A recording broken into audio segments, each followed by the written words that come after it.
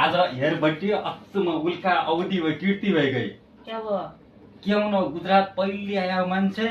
अनि गाउँघरतिर अब पहाड अब विकट ठाउँमा जन्मेको मान्छे त भइगयो यहाँ अब हामी गाउँघरतिर अब ट्याक्क बिहान उठिकन बोतलमा पानी समातिकन अब दिशा गर्न जङ्गलतिर जान्थ्यौँ यहाँ त भित्र कोठा भित्र गर्न नछन् अब मलाई क्या थाहा है भने बिहान उठेर गयाँ तर एउटा अब बाढी थिए त्यहीँ माथि गइकन बस्याउ थिएँ एउटा बाढी रहेछ हुने देशीले डाँटेर तहने त्यही बोतल धुवाई छोडिआयो भने डगुड्दै आया भने त्यहाँदेखि अब पछि सोधे त्यहाँ स्टाफ यो कहाँ गर्छन् दिशा गर्ने कता हो भने यहाँ भिड त हो भने अहिले चुला भने नाइ भिड त यो टोयलेट बनाया हुन्छन् अनि त्यहीँ गर्नुपर्छ भन्यो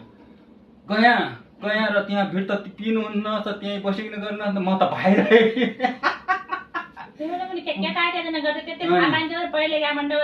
के थाहा त्यो गर्छन् म त बाहिर गएर त्यहाँ पछि गइकन भने फेरि गएर भने यो के बाहिर किन गरे हो भनेर त्यहाँ अब गरे हुने त म त राम्रोसँग दिशा गर्न नपाउने भए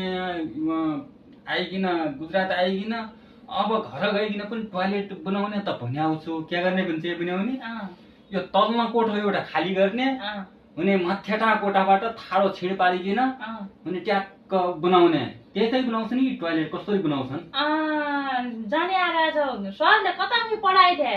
त्यति सरले त्यति के सिकाइन्थे के पढिन के आथ्यो आजसम्म त भने त्यही बेला टोयलेट भन्ने थियो न के गर्छन् त भुइँया कोठो एउटा खाली गरौला स्कुलमा टोयलेट बनाएको थिएनन् नै थिएनन् त्यही बेला जङ्गलै जानु पर्थ्यो कहिले स्कुल आयो टोयलेट नभए स्कुल हुने तल्लो कोठो एउटा खाली गरिदिउँला अनि माथिल्लो कोठाबाट अनि ट्याक्क एउटा थारो छिड पारिकन पल बनाउँला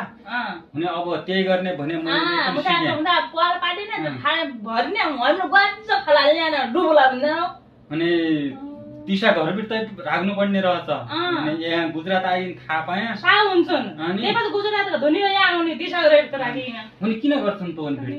भिड त किन उनी भिड त गर्थे अनि एउटा ल्याइन फालाइन् कि अनि बाहिर हालेन् नि मल अनि भिडै राखेर नि यति सालको परि